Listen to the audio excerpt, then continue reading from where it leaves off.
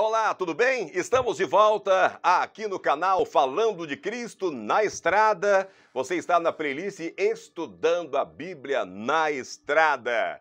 E aqui no Facebook, na fanpage da Rádio WF. Graça e paz, que Deus abençoe ricamente você e toda a sua família. Eu de cá, você de lá, em minhas mãos a companheira Bíblia Sagrada, lâmpada para meus pés é a tua palavra, luz para o meu caminho é a palavra do Senhor. O nosso guia de estudo também está aqui, ó. Estudo para os próximos 90 dias, são 13 temas. Com esse título, né, Descanso em Cristo, para o mês de julho, agosto e setembro. E ó, passa rápido, né? São 13 lições e já chegamos na lição de número 3. Você pode acompanhar as outras lições aqui na nossa playlist, Estudando a Bíblia na Estrada, e também na fanpage da Rádio WF.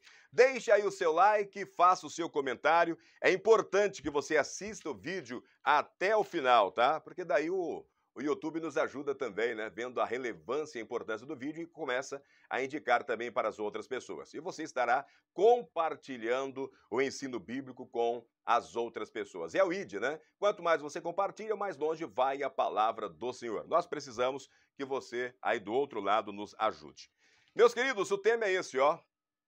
As raízes da inquietação, né? É um tema realmente importante, porque até aqui nós já tivemos aí, como eu falei, duas lições anteriores. A primeira é vivendo em uma sociedade que não para. Ali a gente percebe, né? Muitas coisas que nos deixam realmente inquieto, né? Desassossegado, faz a gente perder noite de sono, né? A gente fica estressado, né? E depois nós vimos aí inquietos e rebeldes. O apóstolo Paulo lá, escrevendo para os irmãos de Corinto, né, ele falou, olha, vocês devem olhar para o que aconteceu com os irmãos israelitas, né, depois que Deus libertou eles. Deus salva eles da escravidão. Deus está no comando, levando eles para Canaã. E eles são rebeldes, são inquietos, são reclamões. E Paulo escreve lá em 1 Coríntios, capítulo 10, verso 11, né? Essas coisas aconteceram com eles para servir de exemplo e foram escritas como advertência a nós, para quem o fim dos tempos tem chegado. Parece que tá fresquinha ainda as tintas aqui do apóstolo Paulo para nós do século 21, né? E hoje nós vamos falar sobre as raízes da inquietação. Eu tive o prazer de dividir a lição número 2 na Igreja Adventista do Sétimo Dia Pioneiros, aqui na cidade de Rolim de Moura, né? E aí, pesquisando o que significa ali, né? Deixa eu ver se eu acho aqui para vocês, eu até havia colocado aqui na lição número 2, né? O que significa a inquietação, né? É o tema que nós estamos estudando. Nós vamos ver as raízes da inquietação no estudo de hoje, né? Inquietação, segundo o dicionário, significa agitação. Então nós olhamos no primeiro título, nós todos, né, inseridos na história e vivendo em um mundo que não para, e isso nos leva a ter uma agitação. Nós olhamos ali para os irmãos de Israel, naquele deserto, até a chegada na divisa da Canaã, né, onde os espias vão lá, olham a terra, traz o relatório. Novamente ali tem uma rebeldia ao ponto deles quererem apedrejar Josué, Calebe e Moisés, né? Porque eles falavam, não, apesar do tamanho das pessoas que lá estão, né? Do exército ser forte, poderoso, de gigantes, mas Deus está conosco. Né? E se Deus está conosco, nós poderemos entrar assim e vencer. E eles não acreditam na promessa de Deus, né? E Deus, ele nos faz uma promessa, não se turbe o vosso coração, credes em Deus, credes também em mim. Né? Na casa do meu pai há muitas moradas, se não fosse assim eu teria falado para vocês. Eu vou e vou preparar lugar. Quando eu terminar de preparar o lugar, eu vou voltar e vou buscar você, a sua família, né? Para que todos estejam aonde eu estiver, para todos sempre. Amém. Quando nós olhamos para a primeira lição e olhamos para a segunda lição, e olhamos para o que Paulo escreveu aqui, que isso serve de exemplo, né, para todos nós que estamos vivendo aí, já estamos sentindo, né, ouvindo as pegadas de Jesus, retornando para nos buscar, a gente precisa entender, aceitar quem é que está no controle, né, quem é que está pilotando essa nave nos levando de volta para casa. Então, inquietação significa agitação, estado de preocupação, desassossego que impede o repouso, que impede a paz, que impede a tranquilidade e também nervosismo. Então nós vamos ver aqui as raízes da inquietação. Eu poderia dizer que nós vamos ver as raízes do estado de preocupação, do desassossego, da falta de repouso, né? Aquilo que nos leva a perder sono, a falta de paz, a falta de tranquilidade, o nervosismo. Nós vamos estar vendo nessa lição que vamos estudar esta semana as raízes da inquietação. Vamos orar? Querido Deus, amado Pai, em Sua presença pedimos perdão pelos pecados e falhas, lhe agradecemos por esse momento de estudo, pedimos a Sua bênção e que mais uma vez o Seu Santo Espírito seja o nosso professor e que esteja com todos nós. Amém. Verso para memorizar, irmãos, está aí Tiago, né? Capítulo 3, verso 16. Tiago escreve: onde há inveja e rivalidade, há confusão e toda espécie de coisas ruins. Bom, você que me acompanha na fanpage, né, há quase 4 anos, eu agradeço, minha água já está aqui, ó. Faz muito bem, né? Muito bem. Então, Tiago escreve, ele já dá para a gente aqui 2 pistas, né? Ou 2 raízes para a inquietação, para a agitação, para a preocupação, desassossego, aquilo que nos tira o sono, que nos deixa nervoso. A inveja e a rivalidade. Ele diz, onde há inveja e rivalidade, aí há confusão e toda espécie de coisas ruins. Irmãos, nós vimos isso aqui, por exemplo, na lição anterior.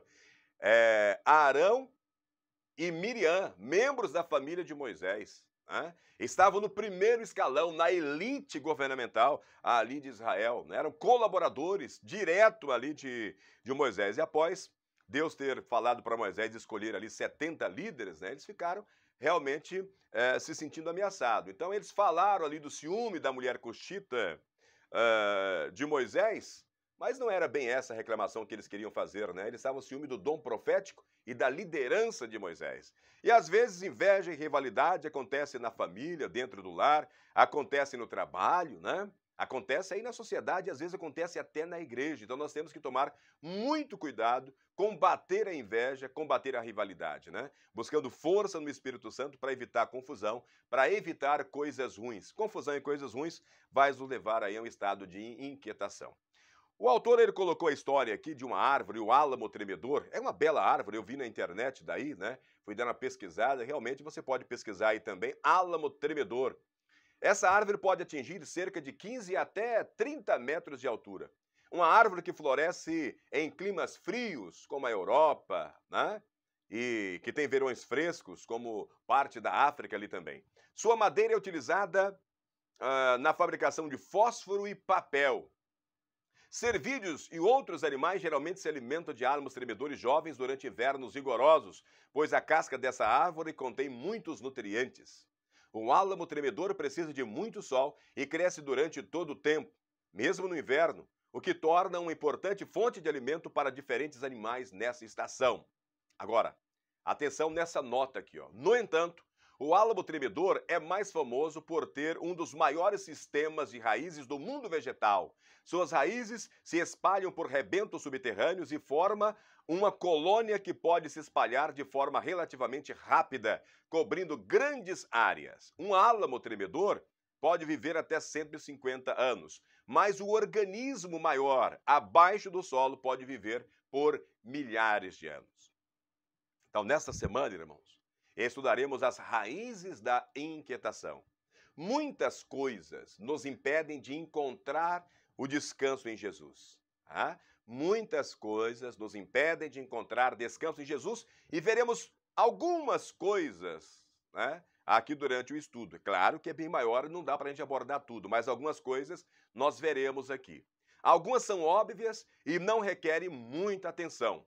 Outras são menos evidentes e, como acontece com o enorme organismo do álamo tremedor, invisível sob o solo, nem sempre temos consciência das atitudes e ações que nos separam do Salvador. Então vai ser importante, né? Porque às vezes aquilo que está nos separando de Deus está passando despercebido por nós. Então vai ser realmente uma lição como se nós estivéssemos olhando a nossa face no espelho. E de repente vai aparecer borrões, uns pequenos, médios, outros grandes, né?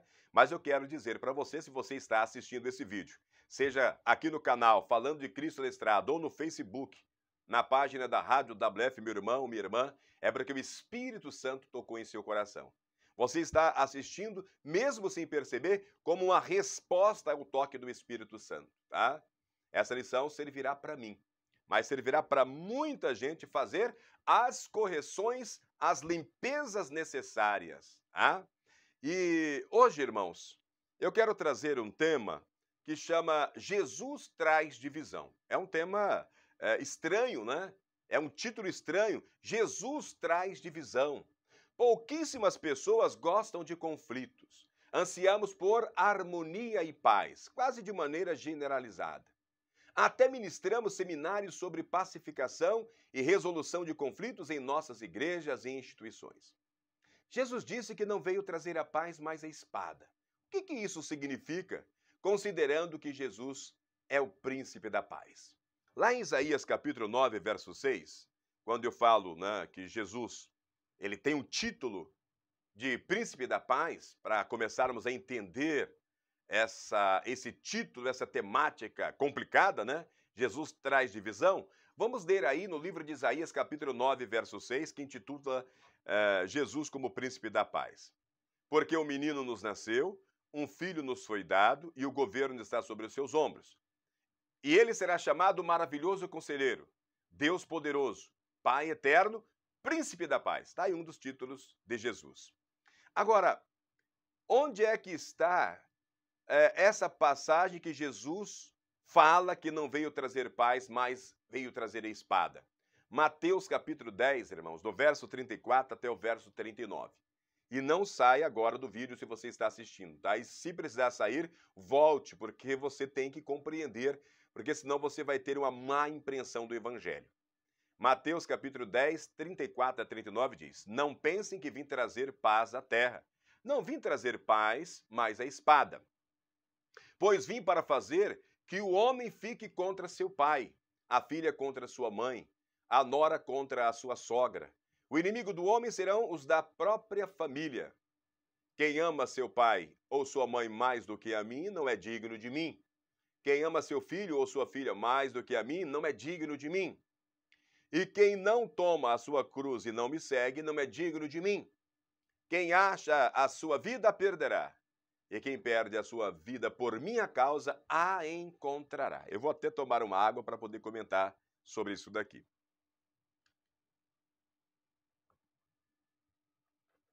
Irmãos, de maneira muito simples, né? Assusta, mas é muito claro depois de a gente terminar de ler, né? Até o último verso aqui. Imagina uma família de 10 pessoas, onde tem o pai e a mãe, e o pai resolve ser, por exemplo, um adventista do sétimo dia. Ele tem um trabalho, ele é bem remunerado, e esse trabalho exige que ele trabalhe, por exemplo, ao sábado. Tá?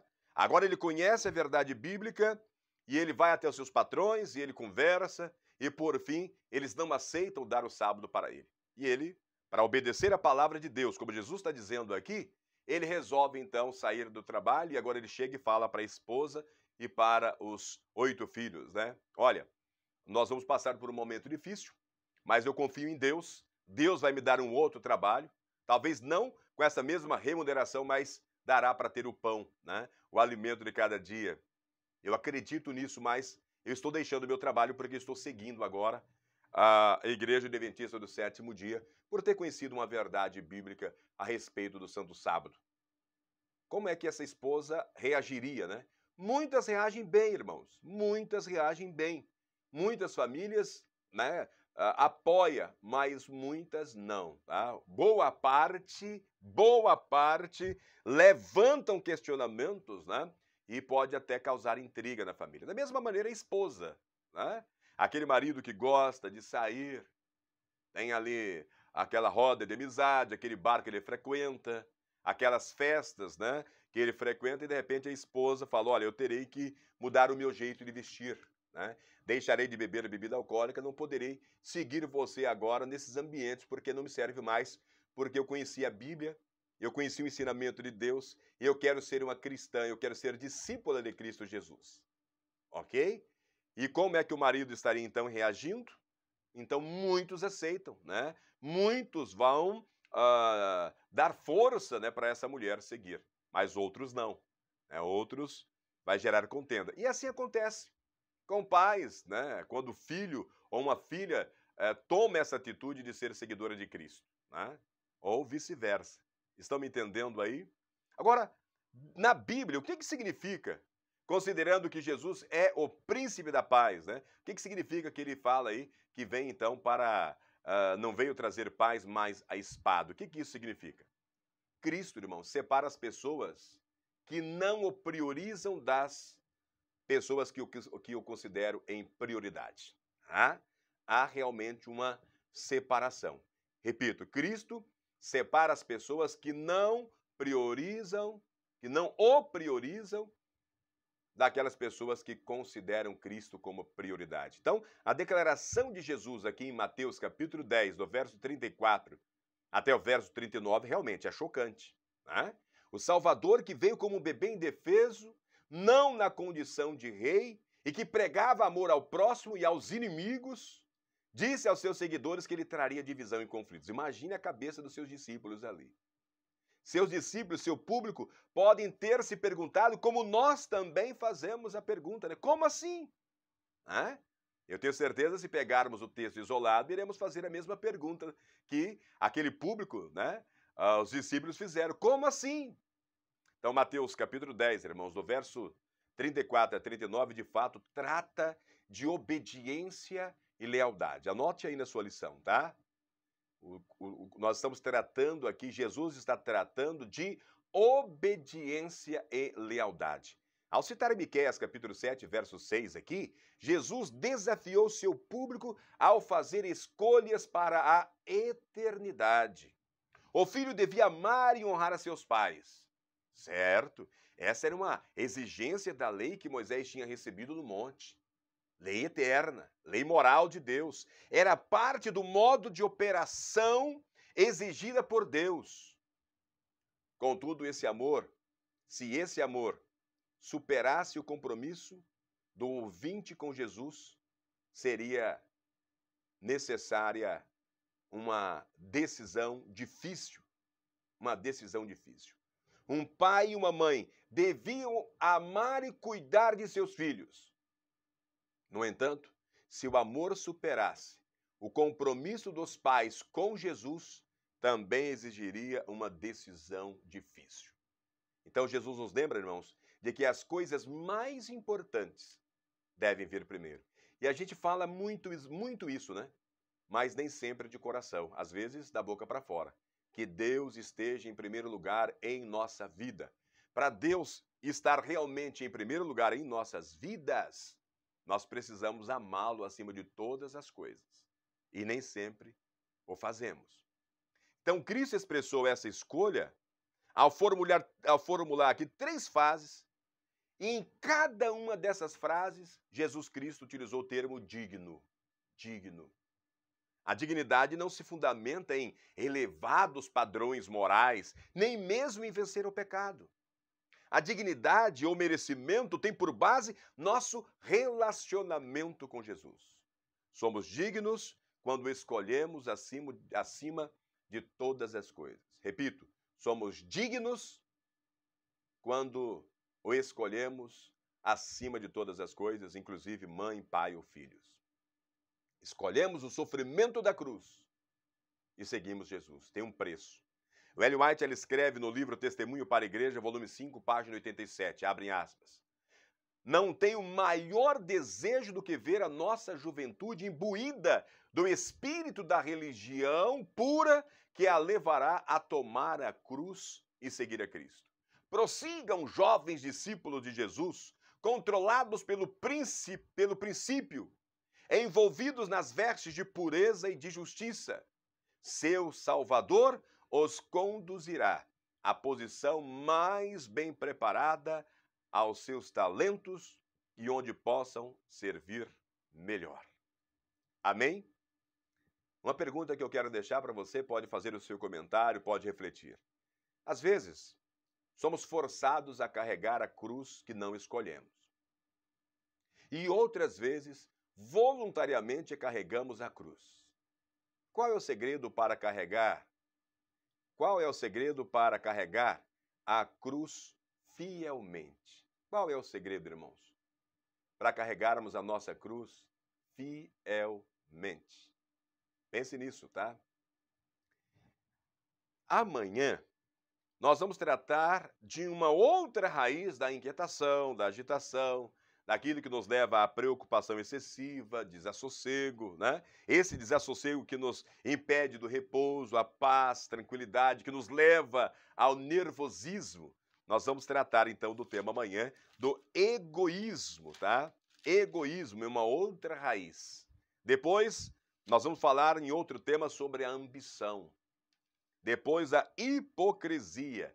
E no último estudo da semana, nós vamos aprender a eliminar essas raízes que nos levam à inquietação. Lembra, nós temos que, né, a raiz ela dura mais tempo do que o álamo tremedor, né? Ele vive até 150 anos. Mas o organismo debaixo do solo, aquele conjunto de raiz, pode viver por mais de 1000 anos. Tá?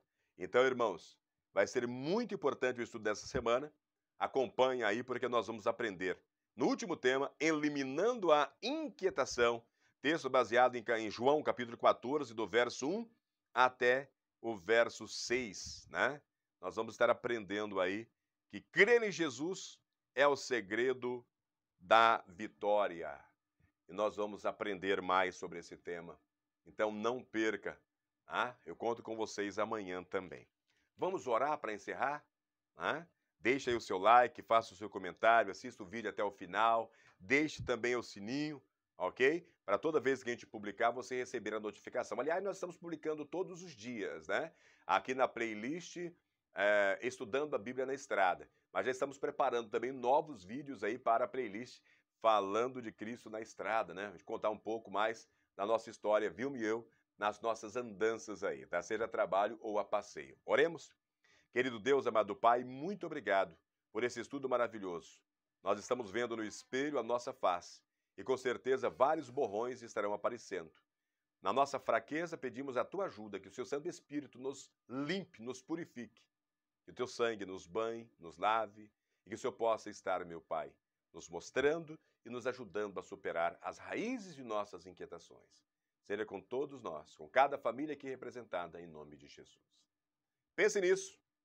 Um forte abraço e até amanhã.